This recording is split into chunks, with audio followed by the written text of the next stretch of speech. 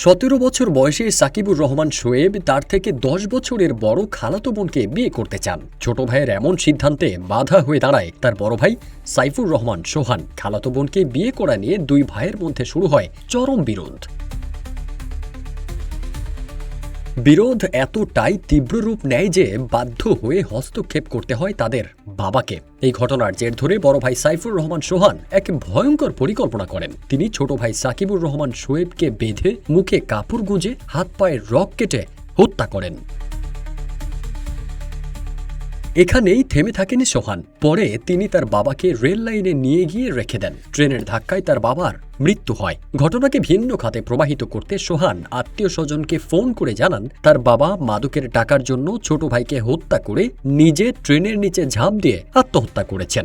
আমার ওয়াইফের মোবাইলে ফোন দিয়েছে খালা বলতে পারে ফোনটা কেটে গেছে। আমি ধরতে ধরতে তো পরে আবার আমি আমার ফোনটা ব্যাক করছি। ব্যাক করে জিজ্ঞেস করলাম যে কি এত সকালে ফোন দিচ্ছে, কি হয়েছে? একটু খালা গেছে মোবাইলটা দেন। আমার একটু বললো যে খালা গেছে মোবাইলটা দেন। তো বলো কি হয়েছে, কোন একটু খালাটাই দেন। তারপরে আমার বাড়ির কাছে মোবাইল দিলাম। তারপরে বলছে আর কি যে খালা এই ঘটনা, এই সাকিব মেরে ফেলাইছে, আমার বাবারও মেরে ফেলাইছে। এটা আর কিছু বললে বললো যে আমার এই অবস্থা ঘরে ঘুমাইছিল মানে খেলা যে আমি টেবিল খেয়ে ঘুমাইছি মানে লাগনা ভাই দেখি যায় এই অবস্থা। বাবা ছেলে খুনের ঘটনাটি ঘটেছে গাজীপুরের টঙ্গীতে। ঘটনার পরপরই নিহত বাবা মোহাম্মদ সোহেলের মেয়ে শিরিন সুলতানা বাদী হয়ে অজ্ঞাতনামা আসামিদের নামে একটি হত্যা মামলা করেন। মামলায় কাউকে আসামি করা না হলেও আটক সোহেলের বড় ছেলে সাইফুর রহমান সোহানকে জিজ্ঞাসাবাদে বেরিয়ে আসে এমনই চাঞ্চল্যকর তথ্য। আমি তখন মোবাইল সাইলেন্ট করেছিল, মোবাইলটা রিসিভ করতে পারি নাই। আমি ফজরের আগে আগে আমি নিউজটা আমার ঘরে গিয়ে লক করার পরে আমি তার কাছে শোনার পরে কি শুনলাম যে এক বাগিনা ঘরের ভিতরে এই অবস্থা আর আরেকটা রেলে বাড়ি গেছে। তখন গাড়ি পাই না, তারপরে এই জায়গায় আসলাম। আসার পরে ঘটনাস্থলে দেখলাম আমার এক বাগিনা ছোট বাগিনা সাকিব দরজার সামনে বসে রয়েছে আর আর বোনের জামাই দুলাভাই সোহেল রেলে ওই পাশে বসে রয়েছে। বাকিটা তদন্তে সঠিক যেটা বিচার সঠিক এটা আমার পরিকল্পনা মার্ডার করছে, যেটা বাস্তব এটা সঠিক যে তদন্তটা এটা কে করছে জানি না।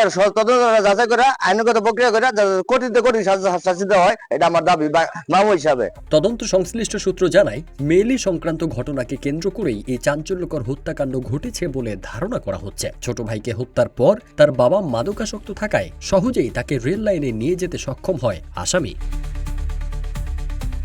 নিহত শোয়েবের রাজধানীর উত্তরা আনোয়ারা মডেল ডিগ্রি কলেজের একাদশ শ্রেণীর ছাত্র ছিলেন। তিনি পড়াশোনার পাশাপাশি ঢাকার তেজগাঁওয়ে বেঙ্গল ফুড নামে একটি দোকানে কাজ করতেন। আটক সাইফুর রহমান সোহান একটি ওষুধ কারখানায় কর্মরত ছিলেন। ফারদিন সানি, রূপালী বাংলাদেশ।